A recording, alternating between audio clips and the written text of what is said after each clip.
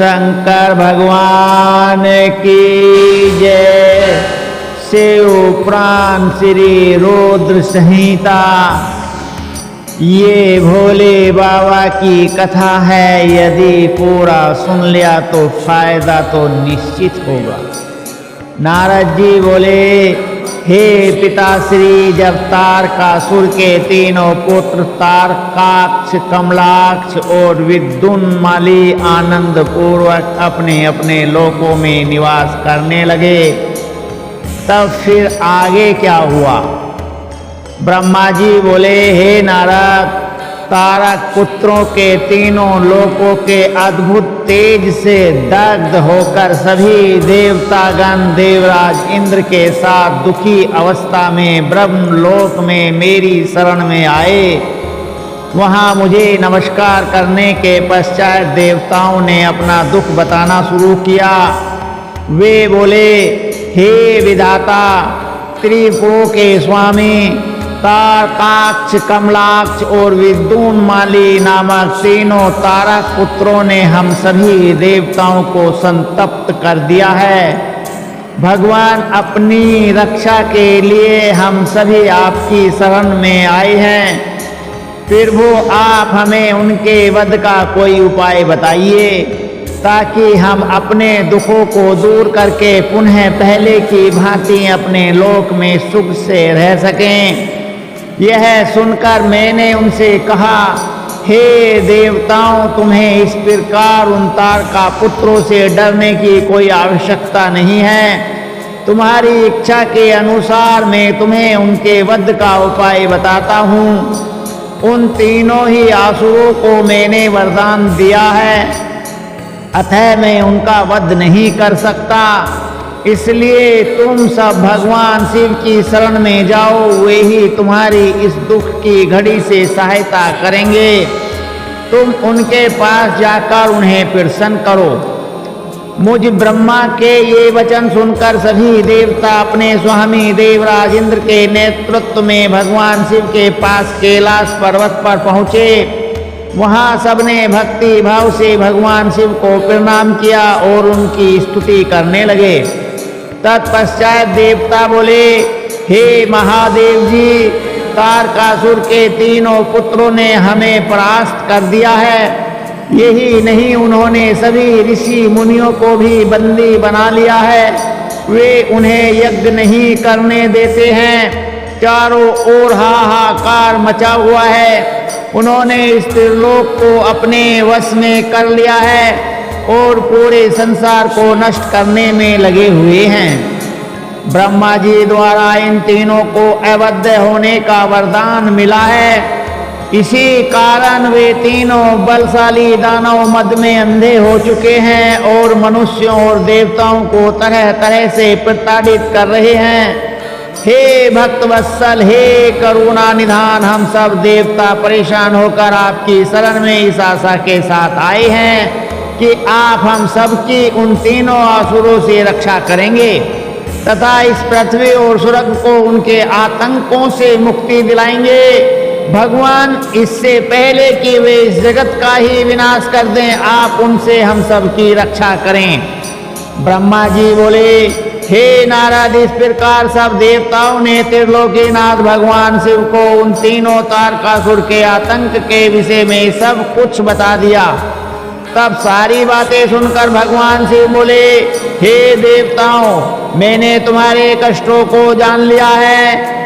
मैं जानता हूँ कि तारकाक्ष, कमलाक्ष और विद्युन्माली ने तुम्हें बहुत परेशान किया हुआ है, परंतु फिर भी वे तीनों पुण्य कार्यों में लगे हुए हैं। वे तीनों मेरे भक्त हैं और सदा मेरे ध्यान में निमग्न रहते हैं। भला मैं अपने भक्तों को कैसे मार सकता हूँ? वे तीनों तारक पुत्र पुण्य संपन्न हैं। वे प्रबल होने के साथ साथ भक्ति भावना भी रखते हैं।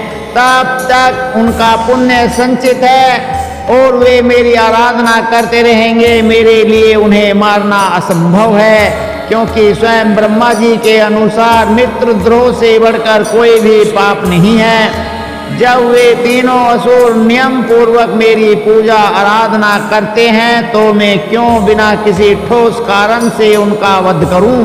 हे देवताओं, इस समय में तुम्हारी कोई सहायता नहीं कर सकता, अतः तुम सब श्री हरि विष्णु की शरण में जाओ, अब वे ही तुम्हारा उद्धार करेंगे। भगवान शिव की आज्ञा पाकर सभी देवताओं ने उन्हें पुनः हाथ जोड़कर प्रणाम किया और श्री हरि विष्णु से मिलने के लिए उनके निवास वैकुंठ लोक की ओर चल दिए। उन्होंने अपने साथ मुझ ब्रह्मा को भी ले लिया। वैकुंठ लोक पहुंचकर सब देवताओं ने भक्ति पूर्वक श्री हरि को प्रणाम किया और उन्हें भगवान शिव द्वारा कही गई सब बातों से अवगत कराया। देवताओं की बातें सुनकर भगवान शिव बोले, हे देवताओं, यह बात सत्य है कि जहाँ सनातन धर्म और भक्ति भावना हो वहाँ ऐसा करना उचित नहीं होता। तब देवता पूछने लगे कि प्रभु हम क्या करें, हमारा दुख कैसे दूर होगा? प्रभु आप शीघ्र ही उन तारका पुत्रों के वध का कोई उपाय कीजिए, अन्यथा हम सभी देवता अकाल ही मृत्यु का ग्रास बन जाएंगे। भगवान आप ऐसा उपाय कीजिए जिससे वे तीनों असुर सनातन धर्म से विमुख होकर अनाचार का रास्ता अपना लें, उनके वैदिक धर्म का नाश हो जाए और वे अपनी इंद्रियों के वश में हो जाएं, वे दुराचारी हो जाएं तथा उनके सभी शुभ आचरण समाप्त हो जाएं। तब देवताओं की इस प्रार्थना को सुनकर भगवान श्री हरि विष्णु एक पल को सोच में डूब गए। तत्पश्चात बोले, तारक पुत्र तो स्वयं भगवान शिव के भक्त हैं, परंतु फिर भी जब तुम सब मेरी शरण में आए हो तो मैं तुम्हें निराश नहीं करूंगा, तुम्हारी सहायता अवश्य ही करूंगा। तब श्री हरि विष्णु ने मन ही मन यज्ञों का स्मरण किया। उनका स्मरण होते ही यज्ञगण तुरंत वहां उपस्थित हो गए। वहां श्री हरि को नमस्कार करके उन्होंने पूछा कि प्रभु आपने हमें यहाँ क्यों बुलाया है? तब श्री हरि मुस्कुराए और बोले कि हमें तुम्हारी सहायता की आवश्यकता है, इसलिए हमने तुम्हारा स्मरण किया है। तब वे देवराज इंद्र से बोले कि हे देवराज, आप त्रिलोक की विभूति के लिए यज्ञ करें। यज्ञ के द्वारा ही तारक पुत्रों के तीनों पुरों नगरों का विनाश संभव है। भगवान श्री हरि विष्णु के ये वचन सुनकर सभी देवताओं ने आदर पूर्वक विष्णु जी का धन्यवाद किया और उन्हें प्रणाम करने के पश्चात यज्ञ के ईश्वर की स्तुति करने लगे। तत्पश्चात उन्होंने बहुत विशाल यज्ञ का आयोजन किया। विधि सहित उन्होंने उत्तम यज्ञ भक्ति भावना से आरंभ किया। यज्ञ अग्नि प्रज्वलित हुई। यज्ञ पूर्ण होने पर उस यज्ञ कुंड से शूल शक्तिधारी विशालकाय हजारों भूतों का समुदाय निकल पड़ा। तत्पश्चात अनेक रूपों से युक्त नाना वेशधारी कालाग्नि रुद्र के समान तथा काल सूर्य के समान प्रकट हुए। उन भूतों ने भगवान विष्णु को नमस्कार किया। उन भूतगणों को आज्ञा देते हुए विष्णु जी बोले, हे भूतगणों, देव कार्य को पूरा करने के लिए तुम जाकर त्रिपुरों को नष्ट करो। विष्णु जी की आज्ञा सुनकर वे भूतगण दैत्यों के उस महासुंदर नगर तिरुपुर की ओर चल दिए। जब उन्होंने तिरुपुर नगरी में घुसना चाहा तो वहां के तेज से वे भस्म हो गए। जो भूतगण बचे वे लौटकर भगवान विष्णु के पास वापस आ गए तथा उन्होंने श्री हरि को इस बात की सूचना दी। जब भगवान विष्णु को इस प्रकार भूतगणों के नगरी के तेज से जलने की जानकारी हुई तो वे अत्यंत चिंतित हो गए। तब उन्होंने देवताओं को समझाया कि वे अपनी चिंता त्याग कर अपने अपने लोकों को जाएं। मैं इस संबंध में विचार करके आपके लाभ के लिए यथासंभव कार्य करूंगा। मैं तारकाक्ष, कमलाक्ष और विदुन्माली नामक तीनों असुरों को शिव शक्ति से विमुख करने का प्रयास करता हूँ, तभी उन पर विजय पाना संभव होगा। तब श्री हरि को प्रणाम करके सभी देवता अपने अपने लोकों को वापस लौट गए। ब्रह्मा जी नारद से बोले, तब भगवान श्री हरि विष्णु ने अपनी आत्मा के तेज से अत्यंत तेजस्वी एक मायावीर पुरुष प्रकट किया। उसका सिर मुड़ा हुआ था, उसने अत्यंत गंदे वस्त्र पहने हुए थे। उसके एक हाथ में लकड़ी का एक कटोरा तथा दूसरे हाथ में झाड़ू थी। उसने अपने मुख पर वस्त्र लपेट रखा था। व्याकुल वाणी में उसने श्री हरि को प्रणाम किया और पूछा, हे प्रभु, मेरी उत्पत्ति का क्या प्रयोजन है? भगवान मैं कौन हूँ? तब श्री हरि विष्णु ने उत्तर दिया, हे वत्स, तुम मेरे शरीर से ही उत्पन्न हुए हो, इसलिए तुम ऐरिय नाम से जाने जाओगे। तुम्हें मैंने एक विशेष कार्य के लिए उत्पन्न किया है। तुम बड़े मायावी हो। तुम्हें एक ऐसे शास्त्र की रचना करनी है जिसमें 16,000 श्लोक होंगे, जिसमें वर्णाश्रम धर्म की जानकारी होगी तथा जिसमें अपभ्रंश शब्दों व कर्म विवाह की भी व्याख्या होगी। विष्णु जी के इन वचनों को सुनकर ऐरिय ने उन्हें प्रणाम किया और बोला कि मेरे लिए अब क्या आज्ञा है। तब श्री हरि ने उसे माया से रचित वह अद्भुत शास्त्र पढ़ाया, जिसका मूल यह था कि स्वर्ग और नरक सब यही हैं, उनका अलग से कोई भी अस्तित्व नहीं है। तब विष्णु ने ऐरिय को आज्ञा दी कि वह सब दैत्यों को जाकर शास्त्र पढ़ाए और उनकी बुद्धि का नाश करे। इस प्रकार वह शास्त्र पढ़कर त्रिपुरों में तमोगुण की वृद्धि होगी, जो उनके विनाश का कारण सिद्ध होगी। मेरी कृपा से तुम्हारे इस धर्म का विस्तार होगा। तत्पश्चात तुम मरुस्थल में निवास करना। तुम्हारा कार्य कलयुग आने पर ही पुनः आरंभ होगा। ऐसा कहकर श्री हरि विष्णु अंतर्ध्यान हो गए।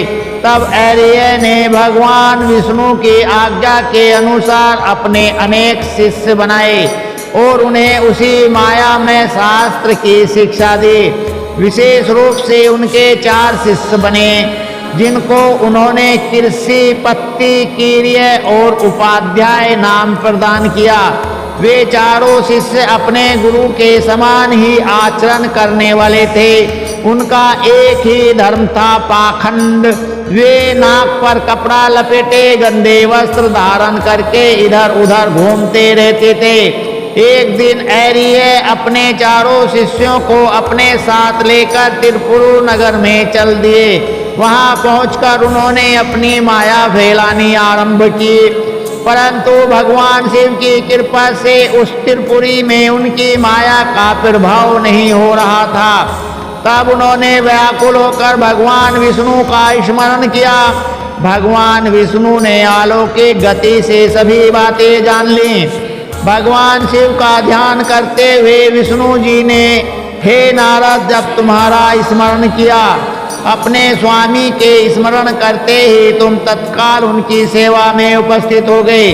उन्हें प्रणाम करके तुमने याद करने का कारण पूछा। तब श्री हरि ने तुम्हें आज्ञा प्रदान की कि तुम ऐरिय को उनके शिष्य को साथ लेकर तिरुपुर नगरी में प्रवेश करो और वहां के निवासियों को मोहित करके उन्हें माया से ओतप्रोत उस शास्त्र की शिक्षा प्रदान करो। अपने आराध्य भगवान श्री हरि की आज्ञा शिरोधार्य कर तुम उन पाखंडी ब्राह्मणों को साथ लेकर तिरुपुर नगरी की ओर चल दिए।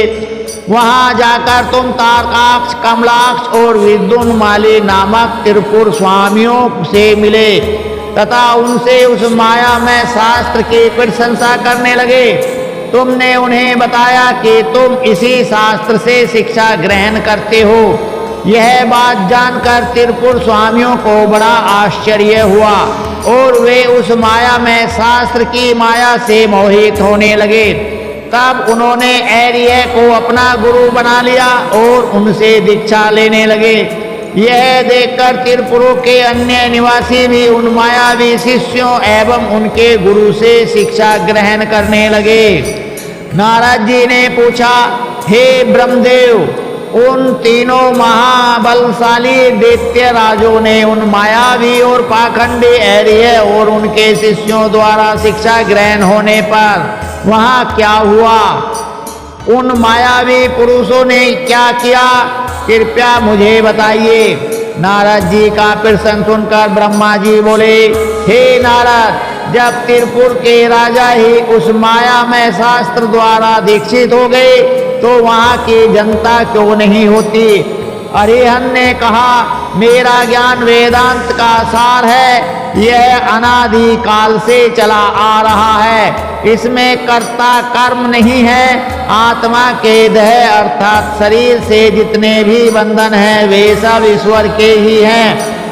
ईश्वर के समान कोई भी न तो शक्तिशाली है और न ही सामर्थ्यवान है। ब्रह्मा, विष्णु और महेश सब अरिहंत ही कहे जाते हैं। समय आने पर ये तीनों ही लीन हो जाते हैं। आत्मा एक है, मृत्यु सभी के लिए सत्य है, मृत्यु शाश्वत है और सबके लिए निश्चित है। इसलिए हमें कभी भी हिंसा नहीं करनी चाहिए और सदा ही अहिंसा के मार्ग पर चलना चाहिए।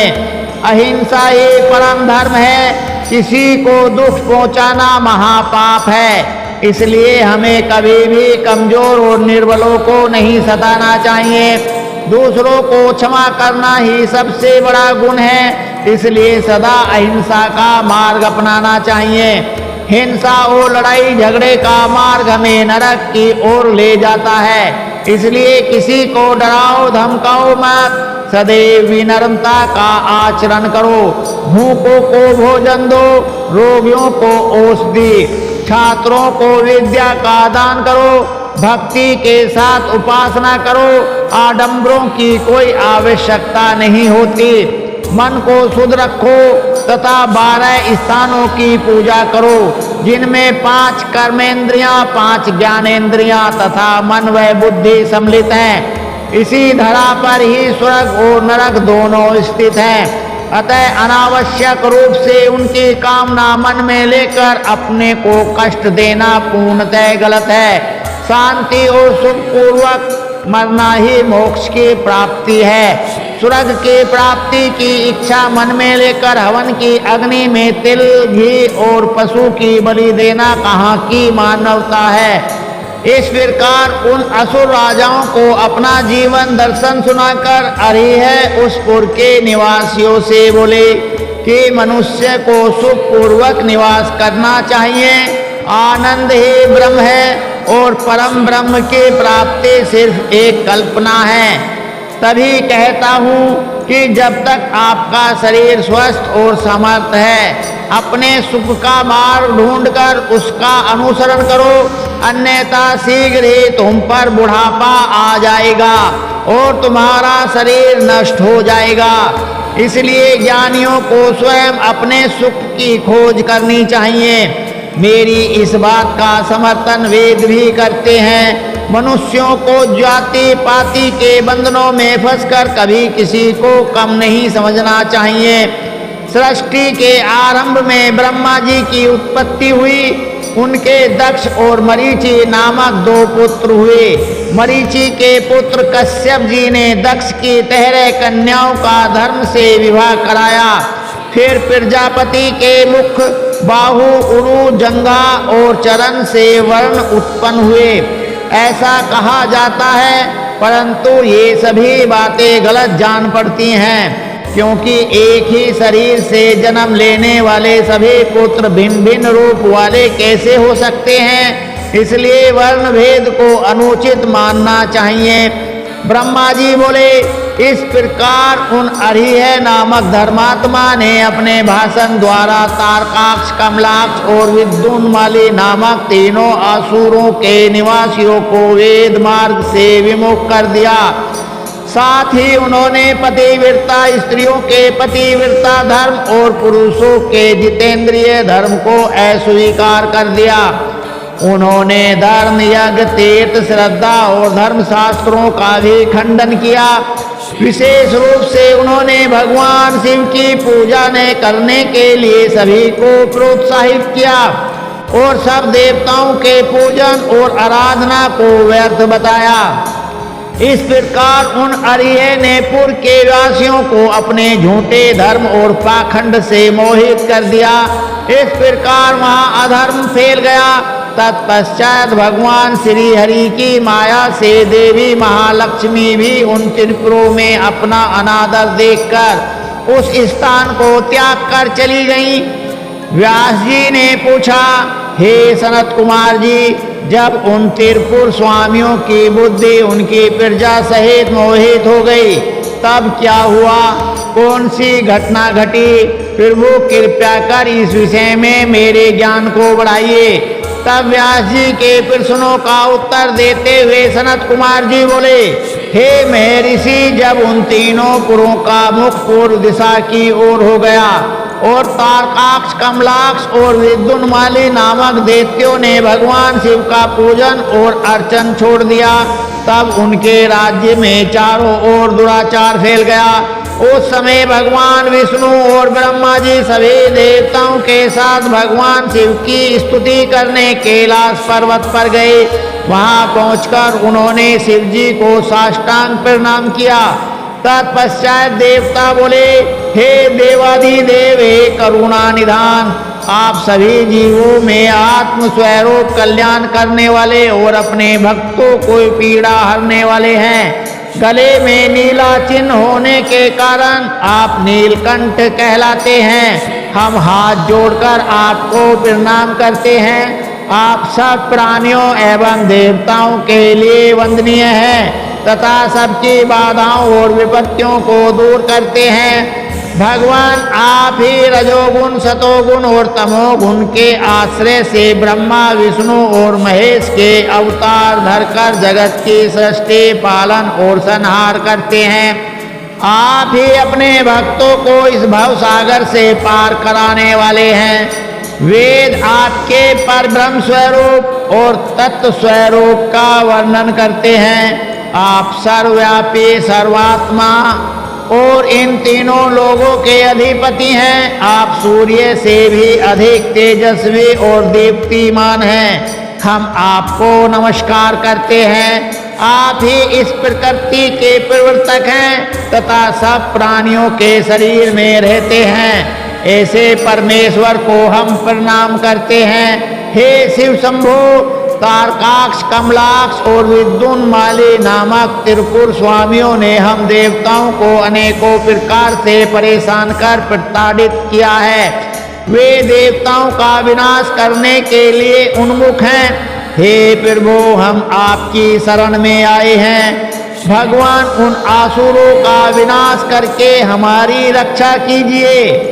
इस समय तीनों आसुरों ने धर्म मार्ग को छोड़ दिया है और नास्तिक शास्त्र का पालन कर रहे हैं। आपकी इच्छा के अनुरूप तारकाक्ष, कमलाक्ष और विद्युन्माली तीनों धर्म कर्म से विमुख हो गए हैं। अतः आप उनका वध कर देवताओं को मुक्ति दिलाइए।